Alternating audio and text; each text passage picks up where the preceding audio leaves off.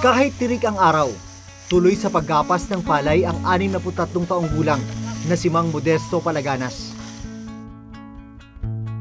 Pero ang masaklap, ang 2 ektarya ng sakahan nalubog sa putik dahil sa pag-ulan. Kaya halos dumapa na ang mga pananim. Bago magbunga yung palay, tamang-tamang dumating yung bagyo. Siyempre, nung lumalabas yung bunga niya, dumaan ang bagyo, hangin sa kaulan, kaya ganito ang nangyari. Tapos, umatake pa yung mga insekto. Paano gagawin doon sa mga hindi na mapapakinabangan? Pwede mapakinabangan pa, yun ang ginagapas namin, sir. Pero yung wala na talagang pag-asa, pababayan na namin dyan. Iiwanan na namin dyan sa bukid. Kakain ng mga baka. Isa na raw ito sa pinakamahirap na anihan na pinagdaanan nila. Ang inaalala ni Mang Modesto ngayon, aabot kaya sa inutang niyang puhunan na 100,000 piso ang kikitain niya sa ani. Dahil kung hindi na raw sila kayang buhayin ng pagsasaka, baka ito na ang kanyang magiging huling ani.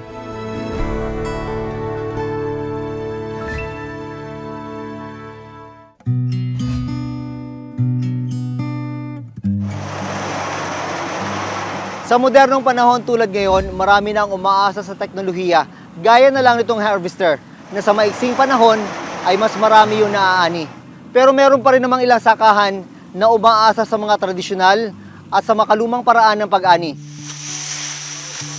Pero pagod sa katawan, ano, pag ganyan? Ay, pagod talaga. Maraming trabaho dito, sir. Siyempre, gagapasin, bibigtisin pa yan.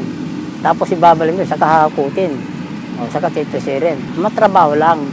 Kaya lang, pag susumain mo sa gastos, mas maganda pa ito kasi walang masasayang eh. Ay kung yung kwintay mo yung nalalaglag sa harvester, malaking bagay mo yung nalalaglag na lupa na palay.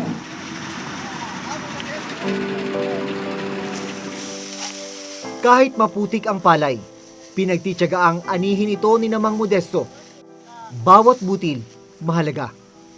Ay ito, makikipagsapalaran ka. Pag tinanong mo yung palay, hindi mo alam kung kikita ka o hindi. Para siyang sugal. Oh, talagang sugal talaga yan, sir. Katulong ni Mang Modesto sa pag-ani ang anak na si Kenny. Pagsasaka rin ang inaasahan ng 3 pa niyang anak. Dito sila kumukuha ng pangkain at maging pampaaral sa kanyang mga apo. Kaya kami nagpagsusagawa sa pamilya namin, ayaw namin magutom. Kaya kahit papano, kahit mahinang ani, at least mayroon kami maipakain sa pamilya. Lalo na ako, siya mga pamilya ko. O, marami na akong apo. Matapos ang 3 araw na pag-aani, nakakuha ng 62 kaba ng palay si Mang Modesto. Pero malayo raw ito sa inani nila nung nakarang taon na umabot sa 240 kaba ng palay. Yung iba napapasukan ng tubig, ulan. Ano to, lumalaki ng ganitong walang laman? Oo, lumalaki ng ganyan talaga ito, wala nang laman. 2 bagay yung karaniwang problema ng mga magsasaka: sama ng panahon at peste. Ito, epekto ng malakas na ulan. Pinasok na yung loob, kaya yan, wala na yung laman sa loob. Balat na lang. Pangalawa, peste. Yung kulay dilaw na yan, yan yung mga pesteng kumakain ng palay. Hanggang ngayon, hindi pa rin masolusyonan ang problemang ito. Kaya ang palay na ito, hindi na mapapakinabangan. Ang problema, kakaunti na nga ang naani. Bumaba pa ang presyo ng bentahan ng palay. Kung noong September 2018, nasa 19 pesos ang bentahan ng palay kada kilo sa kanilang lugar. Ngayong September 2019, umaabot na lang daw ito sa 10.50 pesos kada kilo. Sa isang kaban na may 45 kilo ng palay, katumbas lang ng 472 pesos ngayong 2019. Malayo sa bentahan nila nung nakarang taon na 855 pesos. Kung susumahin ang kabuang halaga ng 62 kaban na inani ni Mang Modesto, 29,295 pesos. Kulang na kulang sa inutang niyang puhunan na 100,000 pesos.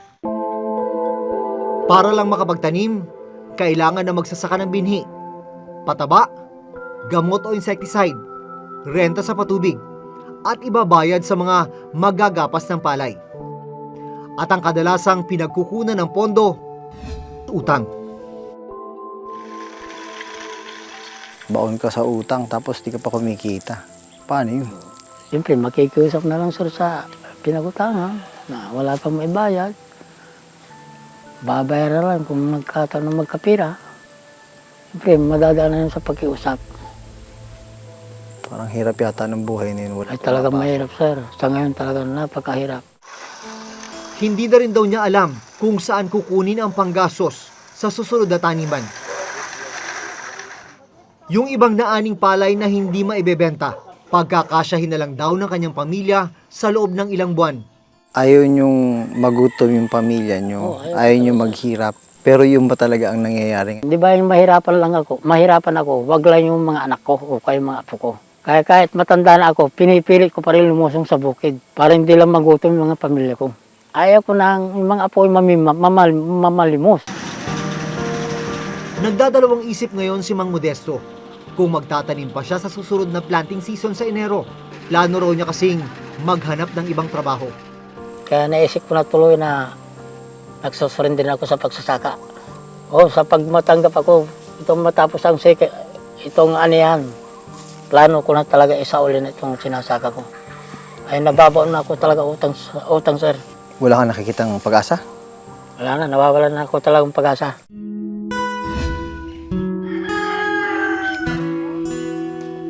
Sa Rice Granary ng Pilipinas, naabutan naming nagbibilad ng inaning palay, si Lola Ninita, 83 taong gulang. Nalubog rin kasi sa putik ang kanyang mga pananim. Yung aming palay kasi, dumapa. Pagkatapos lumubog sa putik, ibalot ng putik. Kaya ngayong mga natira na, inugasan pa namin sa banyera dahil balot sa putik eh. Yan, 3 araw na nakabilad dyan. Nagbibilad siya ng palay sa pag-asang makaipon ng perang pang-enroll na kanyang apong si Robinson sa kolehiyo. Higit 60 taon nang nagsasaka si Lola Ninita. Naranasan na nga raw niya ang pinakamahihirap na panahon ng anihan, gaya ng malalakas na bagyo o di kaya naman ay pagdating ng mga peste. Pero kaiba raw ang nangyari sa kanila ngayong taon. Ito, 4 na bisis na binibilag na. Maputik pa rin. Mag-isa nang itinataguyod ni Lola Ninita ang kanilang lupang sakahan. Taong 2016, nang mamatay ang kanyang asawang si Lolo David. Bigla na lang daw nang hina ang kanyang asawa sa ilang taong pagtatrabaho sa bukid hanggang sa pinawian siya ng buhay. Ang apong si Robinson na lang ang kasama sa bahay ni Lola ngayon. Wala nang ibang pagkakitaan. Minsan nag-aalaga lang ako ng mga manok, hayop. Pagka lumaki, bebenta ko, yun ang pambili namin ng kuwan. Pero ang masaklap, nalaman namin na habang tumatagal, mas nababaon sa utang si Lola Ninita. Ngayong anihan, 130 kaban ng palay ang nasaka mula sa 2 ektaryang lupa ni na Lola Ninita. Mas mababa sa 200 kaban ng palay na inanin nila noong May 2019.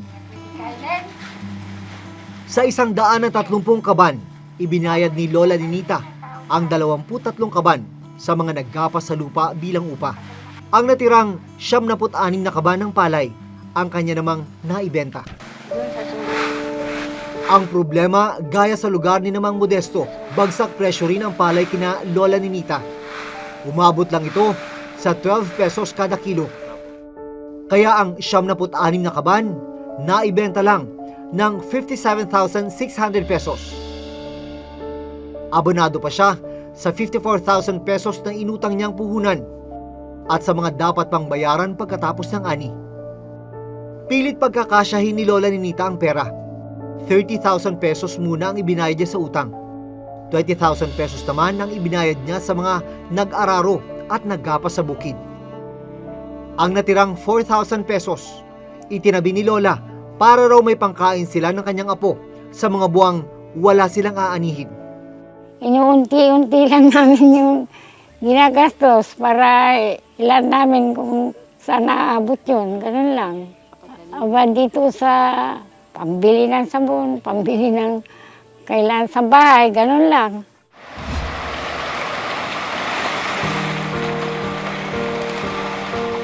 Ang masaklap, natuklasan naming ni hindi pa siya nakakaahon sa utang nung nakarang anihan. May utang pang 76,000 pesos si Lola Ninita sa kooperatiba para sa ani noong Mayo. Kung nagsaka ka, talagang uutang ka ulit. Nagtitis na lang kami. Ayaw din namin ibenta yung aming mga lupa.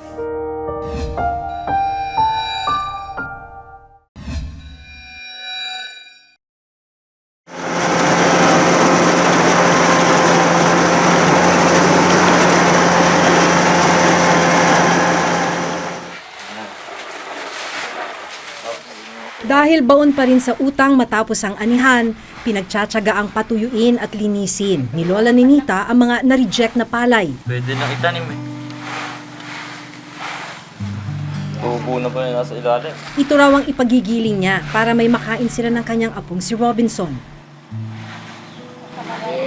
Paalam na kung hindi makain, di sa baboy na lang ipakain. Titignan kung ubrang kainin. Kakainin kaysa wala kaming kakainin.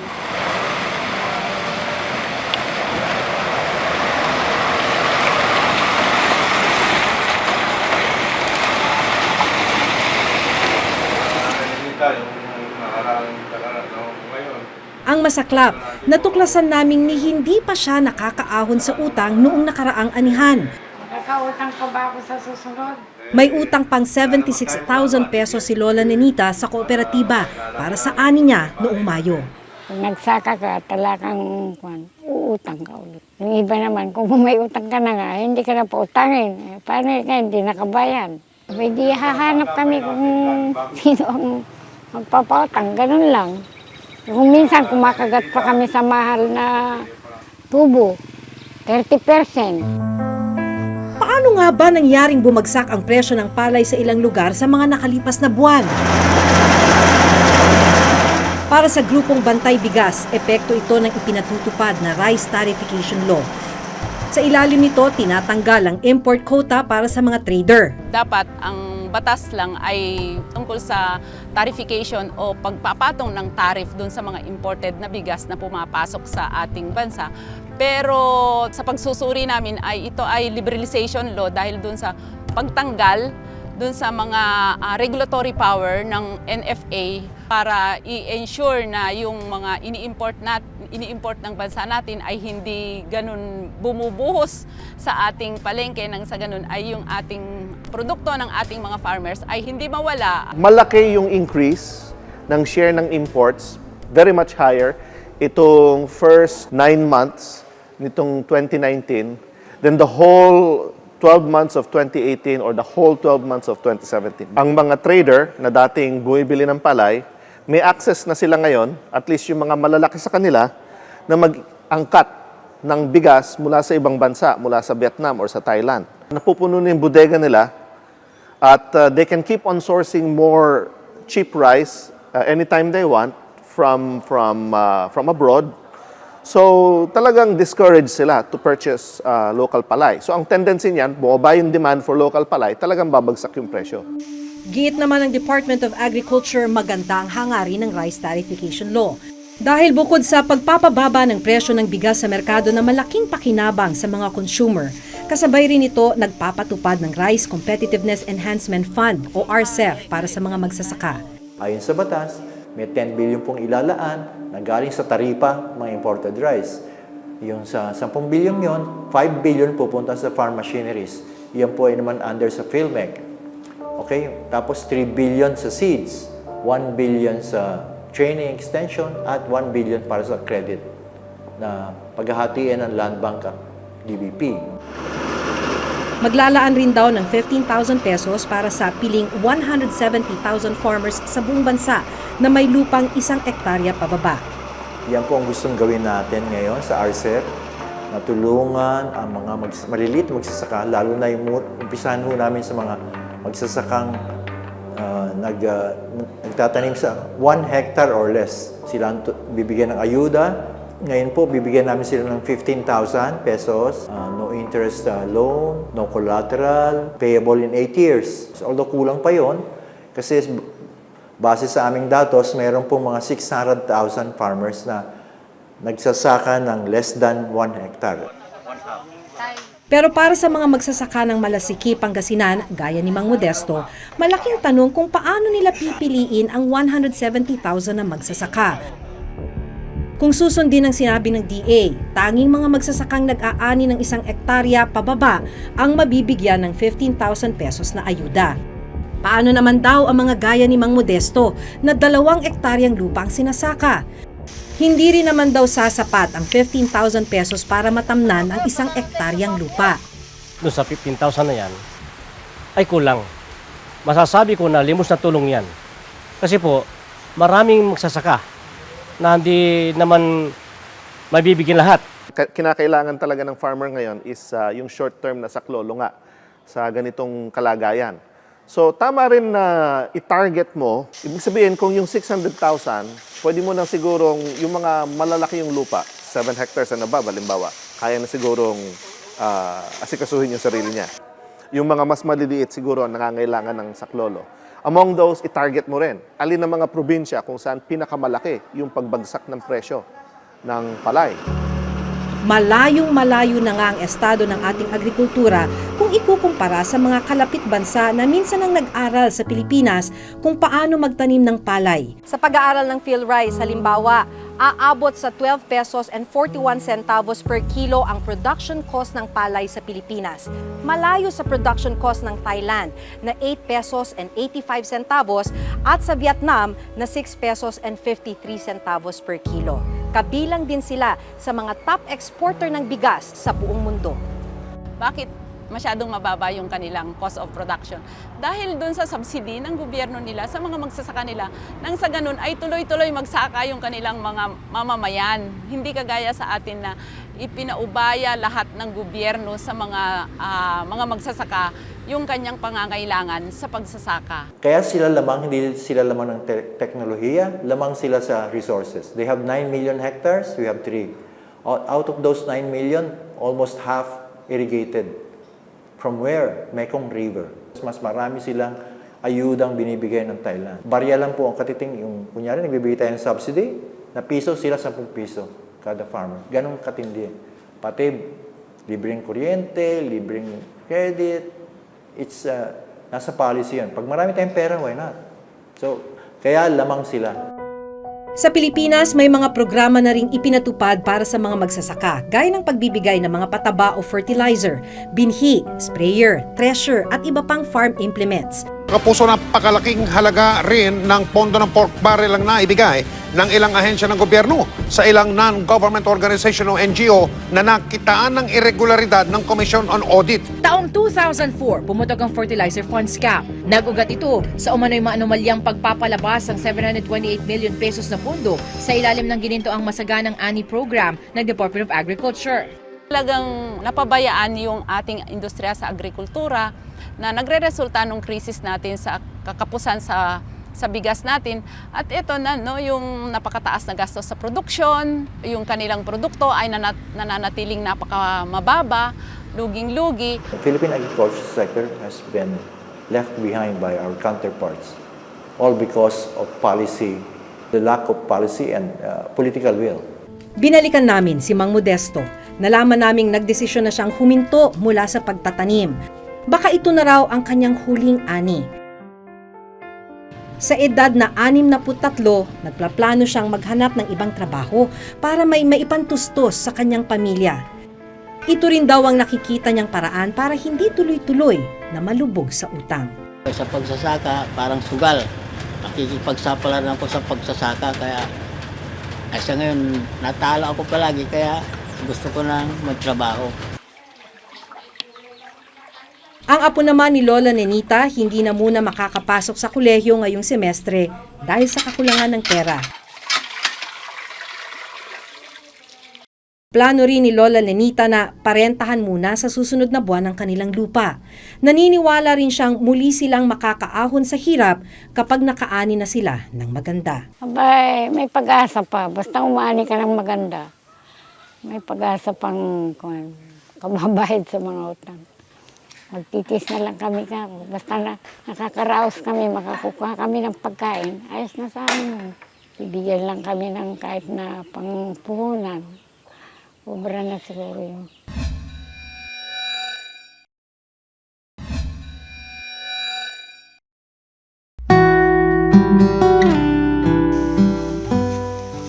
Sabi nila kung ano ang itinanim, siya rin ang aanihin.